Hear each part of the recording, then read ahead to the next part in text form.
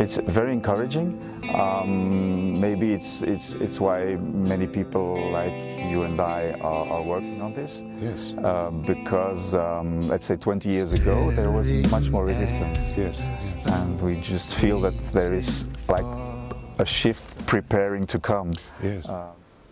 Hello, my name is Ian Graham. I'm a Scotsman living in the east of the Netherlands in a town called Zutphen, and I'm here today to introduce you to a very old friend of mine, Eddy Van Calster. Eddy and I have something very special in common, in that our lives took a very unexpected and, one could say, challenging turn at an earlier point in our lives, where we became aware that there was something calling us to do more than we ever thought we would be able to do. As anybody will know whose life has unfolded in response to a calling, this often involves letting go of the sense of self, the identities, the attachments that once made up who we thought we were. And so it's been a wonderful privilege to share my path with Eddy and to be able to have many opportunities, like we've had this weekend, to share our notes and to discuss all the challenges that come with obedience and discipline to this path that never seems to bring so much certainty, only that we trust within ourselves that this is the right thing to do. Eddy's life has probably had more extreme challenges than I could ever imagine, and he will tell you about this in our conversation. But it is not an unusual thing, of course, that when somebody is responding to a sense of a destiny, that they have to endure sometimes the most profound and painful and shocking experiences that require one to dig as deep as you can into your soul to find the strength to continue. Eddy is a perfect example of someone who has triumphed over adversity, who has stayed true to his calling, in fact even more than that, that his calling has expanded into an activity and a vision that would not have been imagined when he and I first met each other those many moons ago. So, Eddy Van Calster, here we are in a beautiful spot of green, Yes. And it seems a perfect environment to begin our conversation. We've been talking about the nature of inquiry and searching. Could you tell me a little bit more about how you perceive this and the necessity of it, and how people can go about it?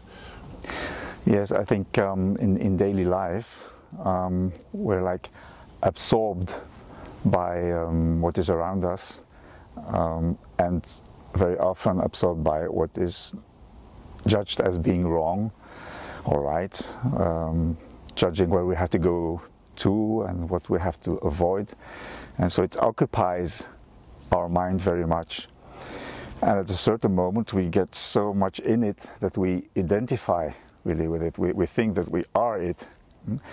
And that's how troubles come, because if we get involved too much in what we believe that is our life, and we believe that we are dependent of it, then we get so much stuck that at a certain moment in life, it was my experience, I thought, well, I don't want to get stuck so much. It's like I am lived by the environment, by the other people.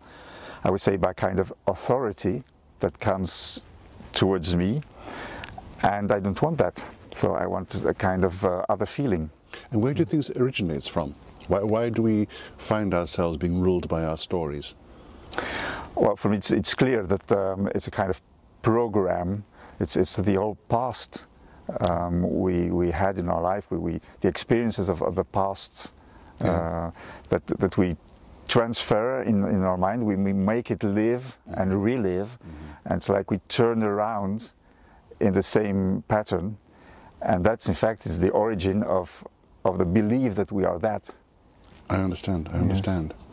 So really the journey or the task that faces us is to tear up the script, to get rid of the story that runs our lives. Yes, I agree with that. And to recognize what our story is. Right.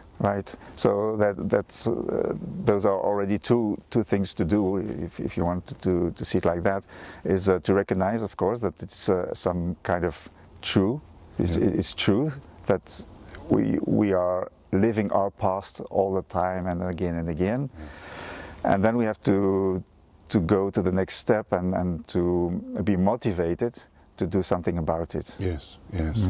So could you also say that in living in our past, we're living in fear all the time?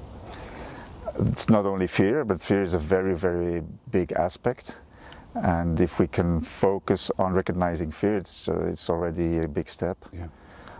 But there are so many things also. So it's not only fear, but it's also the conditioning of the body, the conditioning of the ancestors. Yes. You know, because we are conditioned by centuries, in fact. Yeah. In our DNA. In our DNA, and also by religion. Yeah. By society, by history. So there's so much. There are so many mind constructions, convictions, yes, of the past that are programmed in the now. And have you noticed that that recently, I wouldn't like to say exactly how long, that more and more people are waking up to this fact that Yes. they're not living their life? Yes, I'm convinced it is like this at this time. Yeah, it's very encouraging. It's very encouraging. Maybe it's why many people like you and I are working on this. Yes.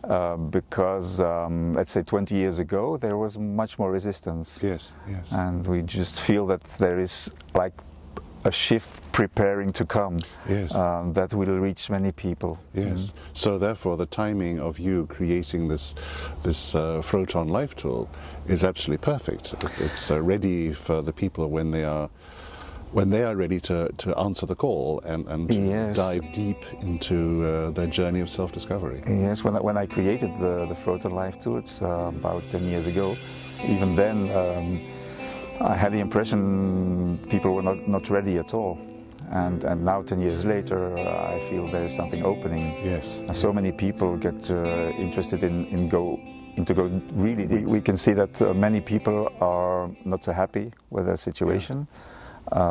You can deny very much, you know, you can say, yeah, but I am happy, I have everything, but there is another level of consciousness that is much more interesting. Yeah, yeah. And people start to feel it, start to sense that there is another kind of happiness. Yeah.